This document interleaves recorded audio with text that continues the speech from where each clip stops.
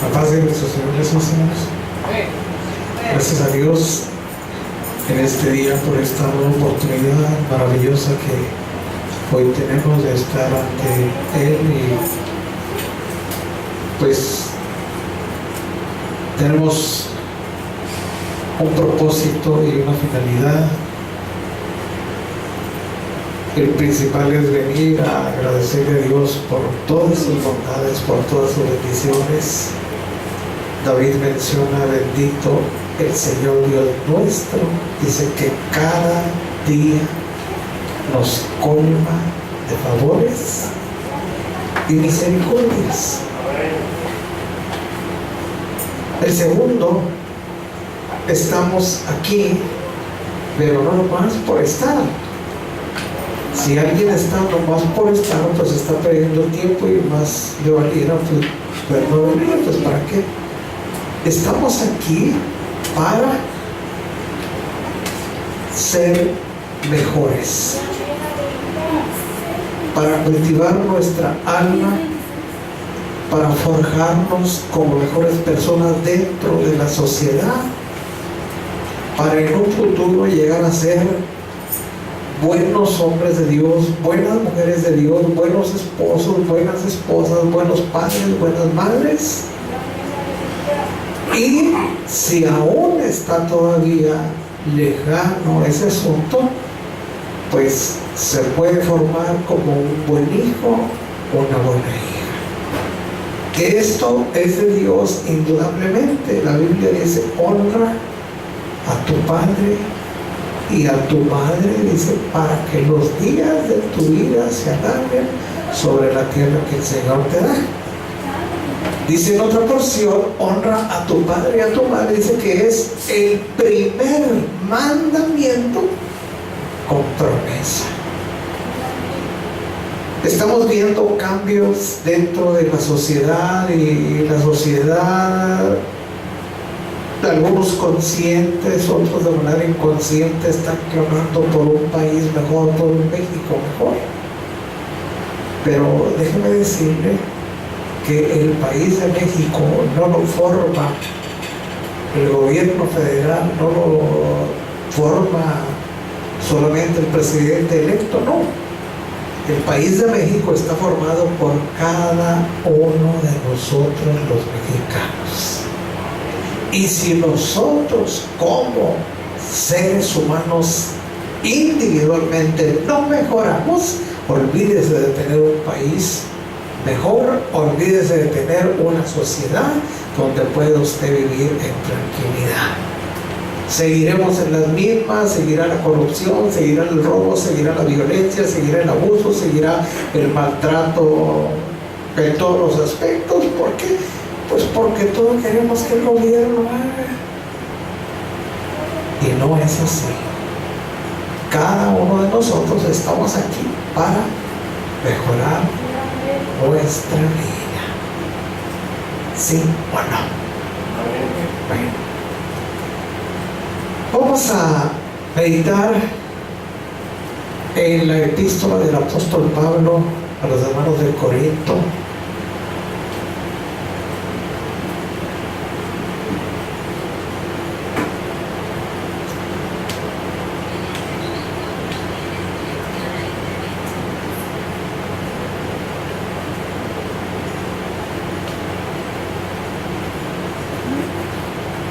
Primera epístola del apóstol Pablo,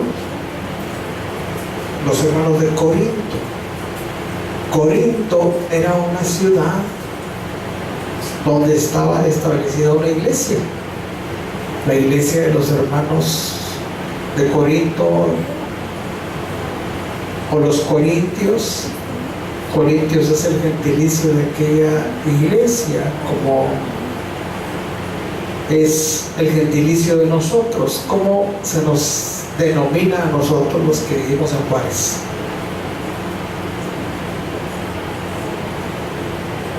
Juarenses. Los que viven en Parral, los que viven en Chihuahua, Los que viven en Zacatecas, ándele ahí, sí.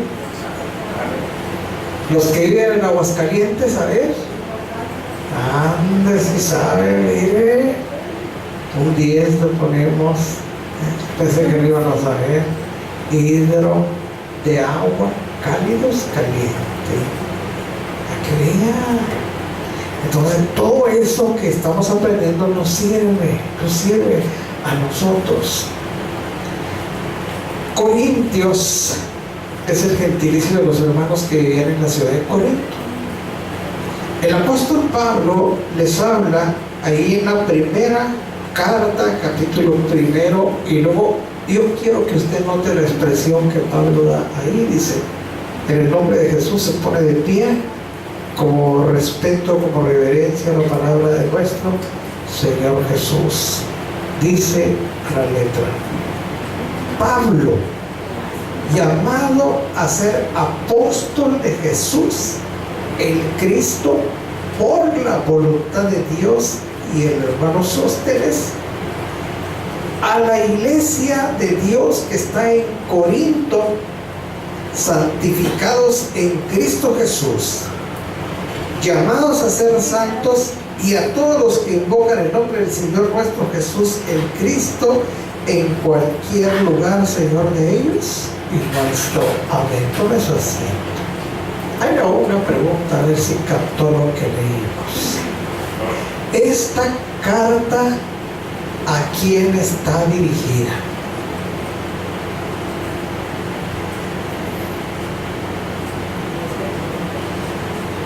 Por acá está una respuesta a la iglesia de Corinto. ¿A quién está dirigida?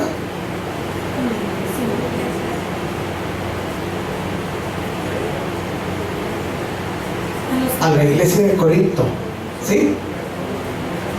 Y a todos los que invocan, vean, el verso 2 dice: a la iglesia de Dios que está en Corinto, santificados en Cristo Jesús, llamados a ser santos. ¿Y a qué más? Y a todos los que invocan el nombre del Señor nuestro Jesús, el Cristo, ¿dónde? En cualquier lugar, Señor de ellos y nuestro. O sea, no solamente es para los hermanos de Corinto de aquella época, sino que está dirigida hacia nosotros. Bueno, pero ¿por qué se dirige Pablo de esa manera y por qué decimos que está dirigida hacia nosotros? El molde, vamos a decir, de nosotros como seres humanos, los de este siglo XXI, es el mismo molde que tuvieron los hombres que vivieron, por ejemplo, en el siglo I después de Cristo, y es el mismo molde que tuvieron los que vivieron antes del diluvio. Si usted va a la historia bíblica, ahí en el principio y en el Génesis habla la Biblia de Adán y habla de Eva. Y usted sabe la historia, cómo ellos fueron seducidos, cómo fue seducida Eva por la serpiente, después cómo le da a probar del fruto a su esposo. Y digo su esposo porque fue la primera pareja. Ahí en el jardín de Edén, Dios instituyó el matrimonio. A veces voy a decirle algo, a veces hay parejas viviendo en unión libre. Unión libre es que no se casan, nomás se juntan o se rejuntan o viven amancebados, como se dice también, sin tener el respaldo o el apoyo o la aprobación de la sociedad a través de el papelito que extiende el registro civil. Esas personas no son un matrimonio, son una pareja, están cohabitando, pero no son matrimonio. Y como no son matrimonio, su unión no está aprobada ante la sociedad y mucho menos ante Dios. Esas parejas viviendo en unión libre se les llama que están viviendo en fornicación. ¿Por qué? Porque no están legales, simplemente por eso. Y ya mucha gente dice, ¿a poco el papelito cuenta? Sí, el papelito sí cuenta. Compre usted un carro y que no le den el título. ¿Cuenta o no cuenta? Pues sí cuenta. Vaya usted a dar su abono a Coppel y que no le den el recibo. ¿Cuenta o no cuenta el papel? Sí cuenta el papel. En el matrimonio, pues, con muchas más ganas. Ahora el matrimonio, no sé por qué digo tantas cosas, bueno, a ver qué aprendemos. El matrimonio tiene validez universal. O sea, porque de aquí se derivan muchas cuestiones. A veces alguien se casa aquí en México y luego se va a Estados Unidos y le gusta la gringa y se casa allá. Es un bigamo. ¿Por qué? Porque él está casado aquí y luego se casó allá. Así se les llama a las personas que se casan aquí y luego se casan allá. Y luego, digamos,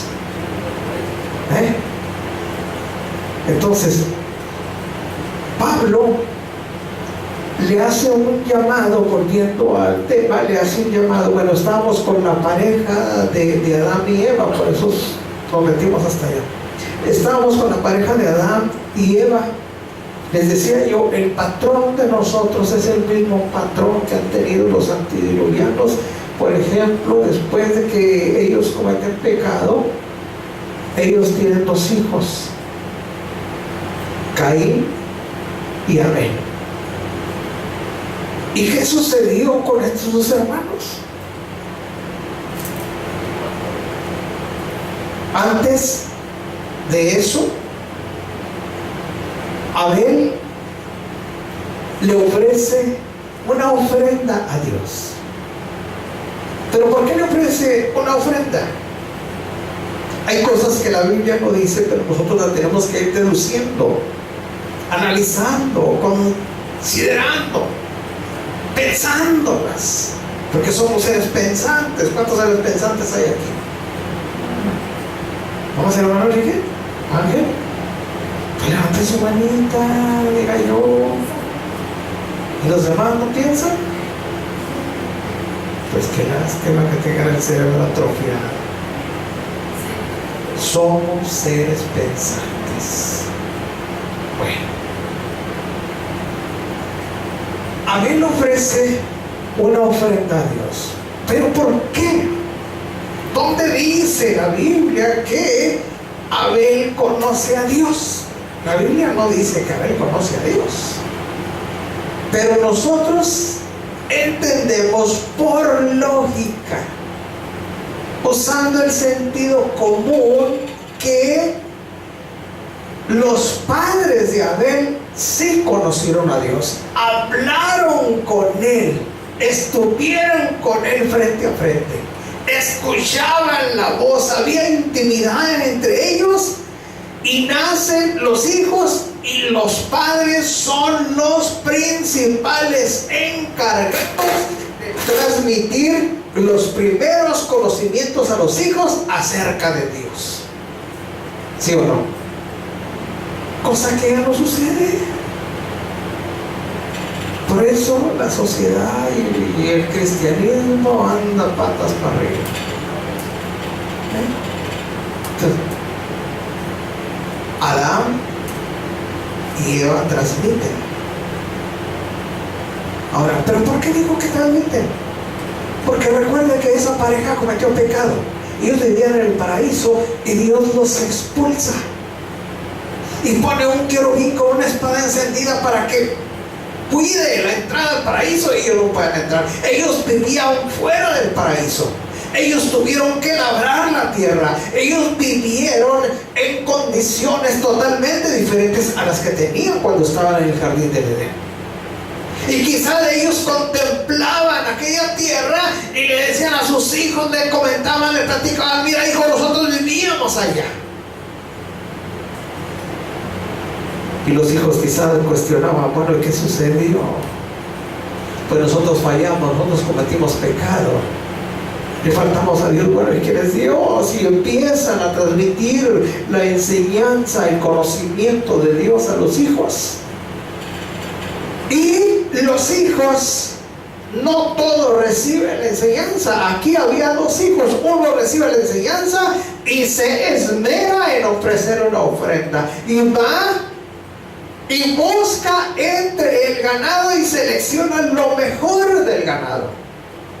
No fue y agarró el primer animal que se... No.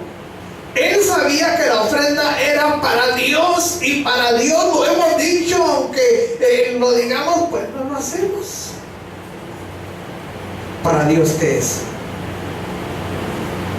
Pues que sobra. ¿Cómo es Dios? Dios conoce mi corazón, y Dios sabe, y Dios entiende que pues yo puedo darle más, pero pues me da flojera. Así somos los mexicanos. Oiga, qué terrible idiosincrasia tenemos. Flojos, soñadores, enamorados, mentirosos, oiga, como que a veces digo, pues ¿por qué no sería yo aquí? Pues porque a Dios le plació, simplemente. No me gusta la forma en la que el pueblo vive, pero pues el pueblo tiene la oportunidad de vivir en condiciones mejores, pero pues el mexicano ahorita nomás, por ejemplo, en las redes sociales, ahorita lo que quieren saber es de antros, de comida, de pecado, de fornicación, de esto y de lo otro. Oiga, les habla a usted de Dios y 50,000 likes. Sí, hombre, no vaya haciendo ni uno. Pero ponga una foto ahí tomándose una caguama. Le dice, ¿dónde estás? Invítame y esto. Oiga, digo, qué terrible es esto. Comer y beber como los animales nomás. Nacen, se reproducen y mueren. Entonces, Abel se espera. ¿Por qué lo esperó? Porque él entendió que a quien le iba a ofrecer una ofrenda era el Ser Supremo, el que toda la honra y toda la gloria la merece. Y el otro no entendió. Bueno, pero ¿por qué no entendió? La Biblia dice que porque Caín era del maligno, tenía la simiente del diablo inyectada hasta los tuétanos. Y también ofreció ofrenda. Miró a ver que estaban esperando, seleccionaron un animalito sano, completo, limpio, para ofrecerlo a Dios, y dice, no, pues yo también, pero ya está ahí con los animales, no, pues yo voy a agarrar una canasta y lo voy a llenar de fruta, y agarra la canastilla y agarra una pera, agarra un naranjo, agarra un limón, y agarra esto y agarra lo otro, y ahí va. Y los dos presentan ofrenda, y Dios se agrada de la ofrenda de Abel, y a la de Caín Dios la mira con desagrado. O sea, no le gustó. Usted piensa que todo lo que le ofrecemos o le damos a Dios le gusta. No, Dios es un ser muy especial en el buen sentido. Dios no acepta cualquier mugrero que le vayamos a ofrecer. No, Dios acepta lo mejor. ¿Por qué? Porque Él es el Ser Supremo, Él es el Creador, Él es el Rey, Él es el que todo lo puede, el que todo lo hace, Él es el que nos dio forma, Él es el que nos sustenta, Él es el que nos dio esperanza. Y oiga, y ofrecerle cualquier cosa, ofrecerle nuestra vida a medias. Voy a la iglesia, pero voy a medias. Otra vez voy a predicar el hermano de lo mismo, ya me tiene aburrido, pues nomás yo vengo para que ya no digan que no vengo. Oiga, Y así estaba Abel. A este Caín perdón. Abel ofreció la ofrenda, pues yo también. Y a veces pensamos, no, pues que se conforme. No. Ese patrón, en la mayoría, el patrón malo viene. Por ejemplo,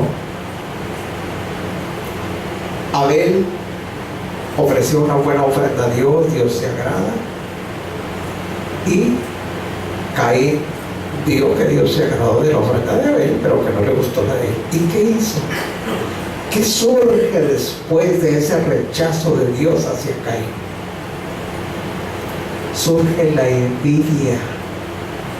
Y la envidia es un sentimiento terrible que Santiago lo describe, donde hay envidia y contención, ahí hay perturbación y toda obra perversa. ¿Qué sucedió? A causa de la envidia, mató a su hermano. Y Dios está al tanto, Dios está presente y le dice a Caín: ¿dónde está tu hermano Abel? Y Caín, en su naturaleza pecaminosa, responde a Dios de una manera impropia y le dice: pues ¿qué acaso yo soy guarda de mi hermano? Como diciéndole: pues ¿y por qué me preguntas a mí? Pues que yo los tengo que cuidar. O sea, una respuesta insolente para Dios.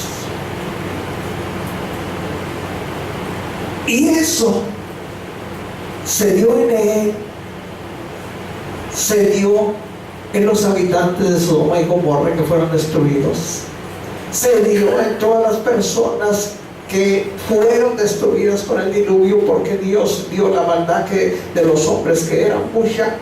Y dice la Escritura: se arrepintió Dios de haberlos creado. Es como cuando llega un pequeño a un hogar, a una familia, causa alegría. Los niños causan alegría cuando llegan a los hogares, mucha alegría. Y Dios toma contentamiento cuando Él le da forma al ser humano. Pero ese pequeño que llega a la familia y que causa alegría,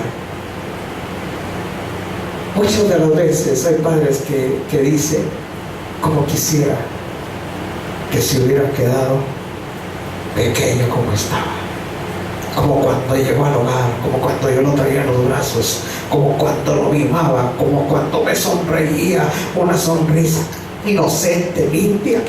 Porque después crecen y llegando a la adolescencia, hermano, si usted no tiene cuidado de los hijos en su etapa de la niñez, llegan a la adolescencia, ¡ay, hay que pesar! Se vuelven groseros, respondones, malcriados, flojos, insolentes. ¡Oiga, qué terrible! ¿Y cómo estarán los padres? Pues los padres ven al hijo flojonazo, grosero, insolente y que no quiere hacer nada, y los padres de contentamiento se ponen: yo me gozo el lunes, yo me gozo el miércoles, yo me gozo el jueves, yo me gozo el viernes, sábado también. ¿Sí se goza? Que se van a andar gozando, oigan, y son puros problemas. Bueno, así ha venido el asunto. O sea, no estoy hablando ahorita del tema de la familia, no. Estoy hablando de cómo el patrón malo viene en todo el ser humano, hasta los que llegaron antes del diluvio, los que siguieron después del diluvio. Alguien piensa: no, pero el diluvio se acabó. No se acabó. Quedaron, ¿cuántas personas quedaron sobreviviendo al diluvio? A ver, ¿cuántos? 8. A ver, ¿cuáles 8 son? A ver,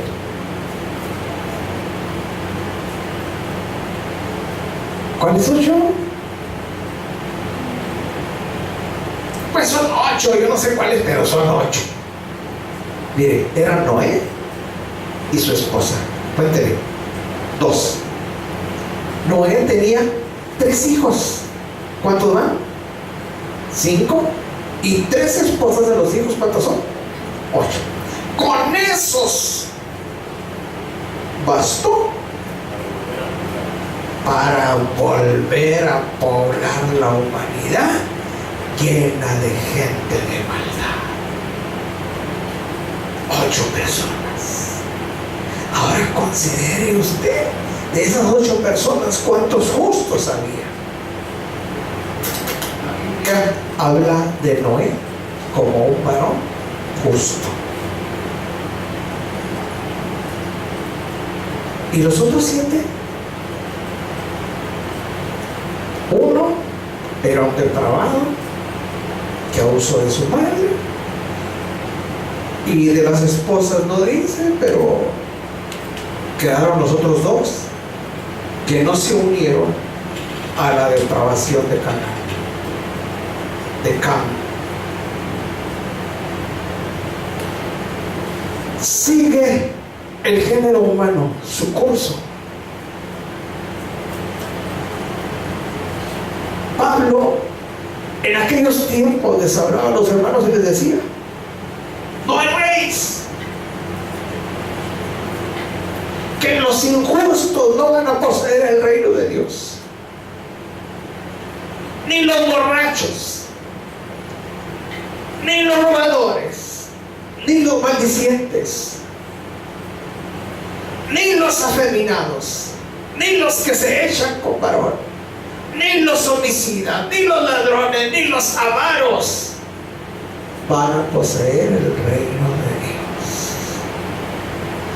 ¿Sabe usted que el pueblo amado de Dios, Israel, está poblado de homosexuales y de lesbianas? El pueblo de Dios. Pero a pesar de todo eso, Dios sigue amando a ese pueblo. Independiente de su pecado, Dios nos ama, y va a llegar el día en que Dios va a sacar de ahí de en medio los que han de ser salvos, y los demás indudablemente van a ir a condenación. Alguien dice: no, es que el pueblo de Israel se va a salvar por el hecho de ser israelita. No, eso no dice. Es una mala interpretación. Y le voy a dar un ejemplo. Ahí en el Evangelio de Juan está el relato de un hombre que va a buscar a Jesús de noche. Este hombre se llama Nicodemo. Se llamaba Nicodemo. Nicodemo era un príncipe de los judíos. Y va a Jesús de noche y le dice: maestro, sabemos que has venido, Rabí, sabemos que has venido de Dios por maestro, porque nadie puede hacer estas señales. Jesús, conociendo la necesidad de aquel hombre, le dice: espérate, Nicodemo. De cierto te digo que es necesario volver a nacer. Ahora fíjese, ¿está leyendo usted, hermano Enrique? Ahí en Nicodemo, en Juan. A ver, tú, Ángel, búscale Juan, me parece que es el capítulo 3 de Juan, del Evangelio de Juan. El que lo oye primero levanta su mano.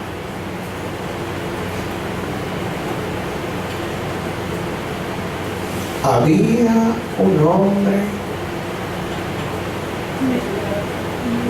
¿Ya? Había un hombre de los fariseos que se llamaba Nicodemo, príncipe de los judíos.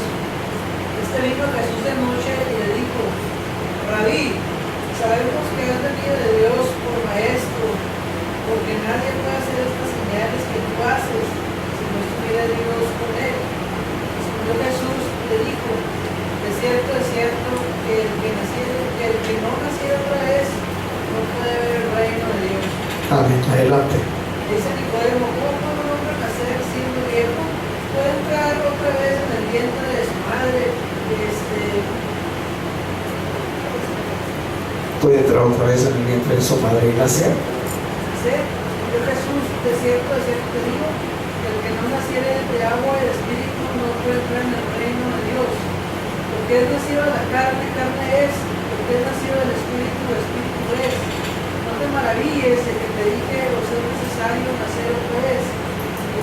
viento de donde quiere sopla, y oye su sonido, mas ni sabe de dónde viene ni de dónde vaya. Así es todo aquel que es nacido del Espíritu. Respondió Nicodemo y le dijo, ¿cómo puede esto hacerse? Respondió Jesús y le dijo, tú eres el maestro de Israel, ¿no sabes esto? De cierto te digo que los que sabemos que hablamos, y lo que hemos visto, testificamos, y no recibís nuestro testimonio. Si os he dicho cosas terrenas que no creéis, ¿cómo creeréis si os difieren las celestiales? Nadie subió al cielo, sino que descendió al cielo, el Hijo del Hombre, que está sentado en el cielo. Amén. Amén. Fíjese, Nicodemo, ¿de qué nacionalidad era? Era un judío. Y Jesús le dice a Nicodemo, a un judío, es necesario volver a nacer. Tienes que nacer de agua y tienes que nacer del Espíritu. Pero es que soy judío. No importa. Tienes que volver a nacer para poder entrar en el reino de Dios. Entonces, le decía ese pueblo amado,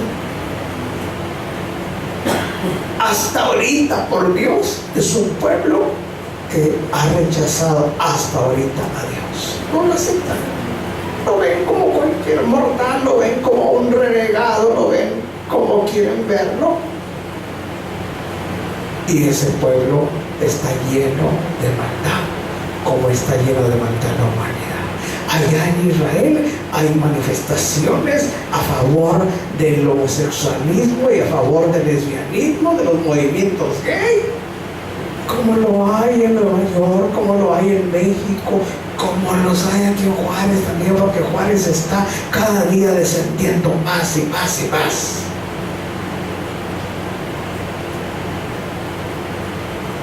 Es el patrón que va dictando el pecado que llevamos metido hasta en los tuétanos. Pablo,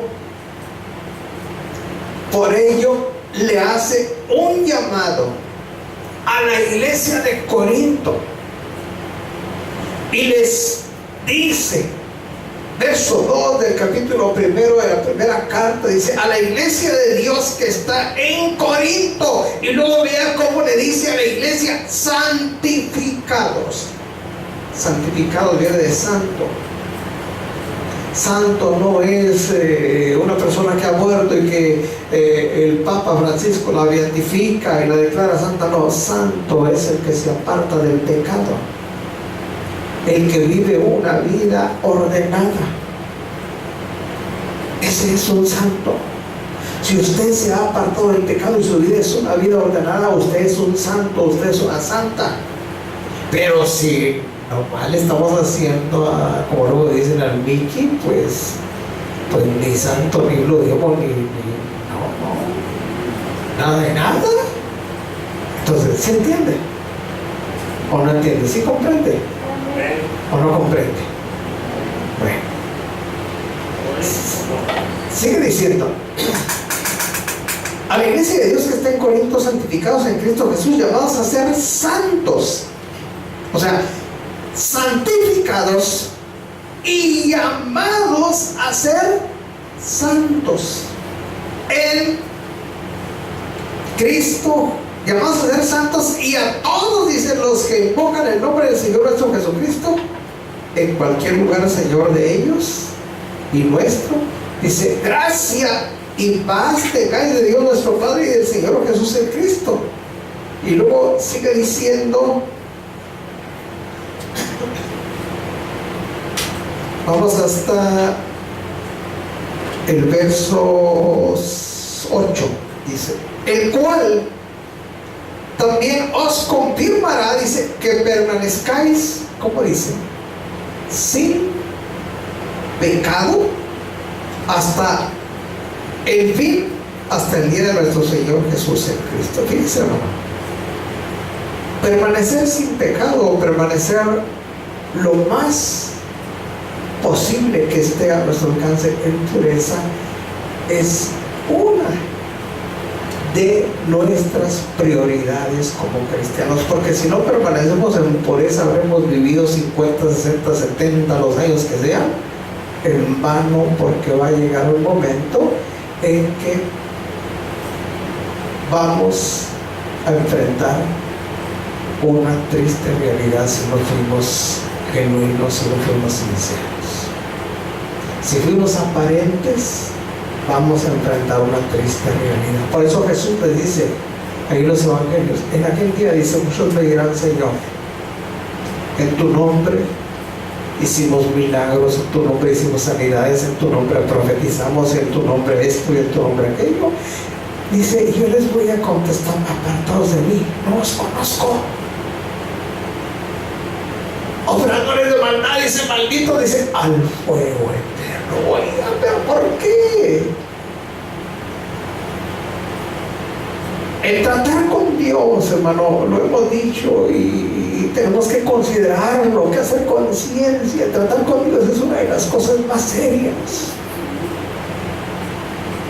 Tratar con Dios no es tratar como tratamos entre nosotros nos engañamos, nos mentimos y faltamos y esto. Oiga, pero con Dios, ¿qué es lo que le prometemos al Señor cuando venimos a las aguas del bautismo? Le decimos, Señor, te voy a servir todos los días de mi vida, Señor. Pero llega un momento en que los problemas nos abruman, esto y lo otro, y se hace de todo. Yo les he comentado, hermano. Hay gente que se siente oprimida o gente que piensa de ligereza. Unos se habían ido a la lucha libre y llegan al culto después muy contentos. Acá, hermano, acá no saben qué. Digo, cuando no sé, pues cómo voy a saber. Oiga, algunas cosas sí las intuyo, otras Dios me las revela, pero no sé todo. ¿A qué no saben qué? No, pues el domingo, y no estás entonces gente esa que platica, esa muy de boy. No, pues el domingo me fui allá a la lucha, ¿no? Sí. ¿Y lo qué, hermano? Estuvo suave la lucha. No, sí, fíjese que esto y nada, que no sabes que yo otra vez. Digo, pues no sé. No, pues me tomé una caguama. Oiga, me dio un coraje. Yo era líder de los jóvenes, allá varios ahí. Digo, pues, ¿qué les pasa a ustedes, hombre? ¿Qué tengo que decirles, que escribirles? Esto sí, esto no, esto sí, esto no, esto sí, esto no. Oiga, por eso somos seres pensantes. Llega otro y me dice, hermano, no avanzo, hermanito. Digo, ¿por qué no puedes avanzar? Pues, ¿qué hiciste? ¿O qué te pasa? Ay, no avanzo, hermano. Pues es que me fumé un cigarro de mota. Digo, no te apures, es normal. La señora que salió en el noticiero dice que es normal. Mota, yo voy a hacer esto normal. Digo, no, hombre, Dios, ¿qué te pasa? ¿Por qué? Y luego otros, ay, es que tengo muchos problemas aquí y allá, muchos problemas con la señora. Y no, ¿qué? No, pues me puse a pedo. Oiga, ¿cómo? De plano, ¿cómo somos difíciles? ¿Cómo somos a veces hasta pecamos de ingenuos, de inocentotes, de bárbaros, de no sé qué tantas cosas, oiga? Nosotros hemos recibido un llamado. Hemos sido participantes de una elección. Nosotros fuimos elegidos. ¿Y para qué fuimos elegidos? Hay cosas que nosotros no consideramos. Lo voy a leer en la epístola del apóstol Pedro. Ahorita volvemos a Corintios.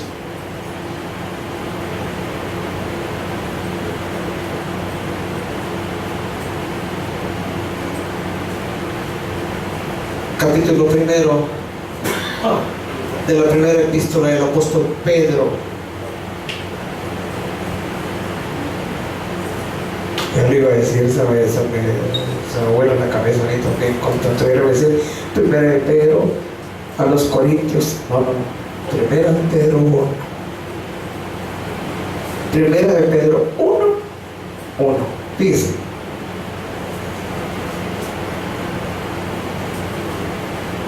Pedro, apóstol de Jesús el Cristo, a los extranjeros, o sea, no le está hablando a los judíos, está hablando a las gentes que no son judíos, a los gentiles, dice, a los extranjeros esparcidos en el Ponto, en Galacia, en Capadocia, en Asia y en Bitinia. Y lo dice elegidos, puede traducir escogidos. Te eligió, te escogió. Pero ¿para qué me escogió? ¿Cuántos de aquí somos elegidos? Ahí levanta su mano los elegidos. Bueno, ¿para qué somos elegidos? Fíjese lo que dice. Elegidos según la presciencia. Ahí está la presciencia. Esa palabra es diferente a presencia. Presencia es de estar presente en algún lugar, y aquí dice pres. Una raíz, dos raíces son pres, anticipado de antes, ciencia, conocimiento anticipado. Fuimos elegidos según el conocimiento anticipado de Dios Padre en santificación del Espíritu. Ahora, conocimiento anticipado, ¿dónde se llevó a cabo esa elección, esa selección en la cual nosotros participamos? No fue aquí sobre la tierra. Esa elección se llevó a cabo allá en la eternidad, y no fue entre muchos, no había un, no. Dios, al formarnos, para que usted lo entienda de otra manera, al darnos origen, nos pone sobre la mesa, vamos a decir, nos examina. Y Él ve, en ese conocimiento anticipado de todas las cosas, Él ve qué clase de persona vamos a ser. Él ve si al llegar a este mundo, al recibir el mensaje, lo vamos a obedecer o lo vamos a rechazar. Porque el mensaje de Dios viene al corazón humano, y tenemos hasta cierto punto la libertad de rechazar o de obedecer. Dios ve por ese conocimiento anticipado si se nos va a hablar, y vamos a aceptar o vamos a rechazar. Dios ve que vamos a aceptar, y conforme a lo que Dios ve allá en la eternidad acerca de cada uno de nosotros, nos da el destino por anticipado. Allá nos elige. Bueno, tú eres un elegido. No piense usted que Dios está de Tim Marín, de Dope. No. Dios hace un examen, y conforme a ese examen Dios nos elige. Bueno, fuimos elegidos, y nos dio el destino por anticipado, según Romanos 8:28 en adelante. Bueno, ¿y para qué fuimos elegidos? Vean lo que dice: elegidos según la presciencia o el conocimiento anticipado de Dios Padre en santificación del Espíritu. Fuimos elegidos para, ¿qué dice? Estamos leyendo el verso 2. ¿Elegidos para qué? Para obedecer. ¿Y qué hacemos? Pues hacemos lo que nos da la gana. Oiga, ¿y qué dirá Dios? Oye, hijo, pues no te elegí para que hicieras lo que tú quieres.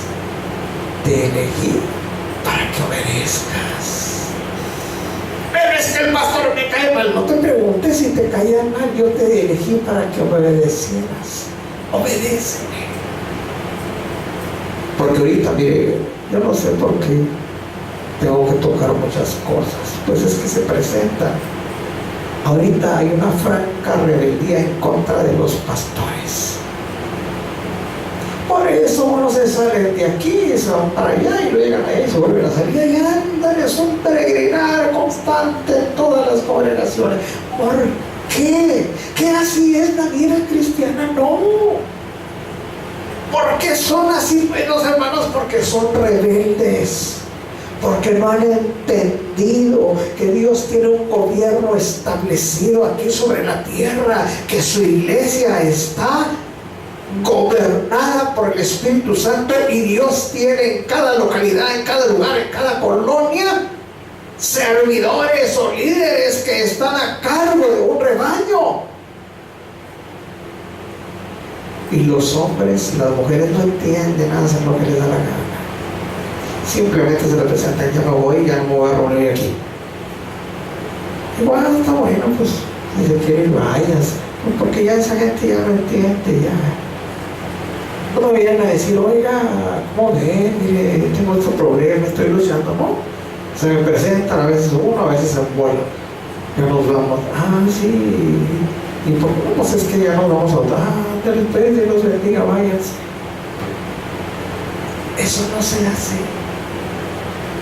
La Biblia habla, por ejemplo, a las ovejas. Dice que las ovejas deben de estar sujetas a los pastores. Usted ha sabido en lo natural que las ovejas, los animalitos, se le pongan a las patadas al pastor. Los que saben de ovejas conocen las ovejas. A lo mejor estoy hablando de cosas desconocidas. Las ovejas no son los piojos, porque es parecida la forma de un piojo a una oveja, una ovejita, no, es un piojo. ¿Conocen las ovejas? ¿Tú conoces las ovejas, chica? ¿Cómo son? Espero que no digas. ¿Conocen las ovejas, Norma? No, es que pongan miel. No, es una oveja. Ay.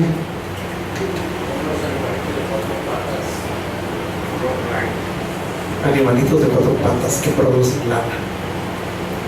Dice César que producen miel. Ay, mira tu muchacho, producen lana, las ovejas. Bueno, ¿usted ha visto un rebaño, hermano Enrique, de ovejas? ¿Sí lo han visto? ¿Y cómo son las ovejas?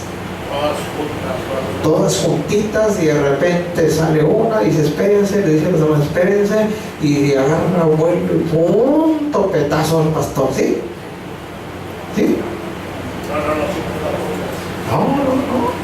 Bueno, ¿y cómo son las ovejas espirituales, los hermanos? Son iguales, semejantes al rebaño natural.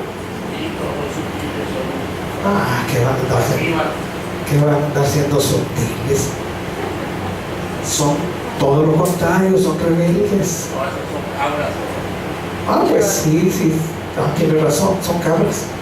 Las ovejas sí son dóciles. Bueno, las ovejas se sujetan al pastor, y las que no se sujetan al pastor son las cabras, son las chivas. Que una chiva, si usted se descuida, una chiva así lo agarra y lo topetea, y pobre de usted, tremendo topetazo. Entonces,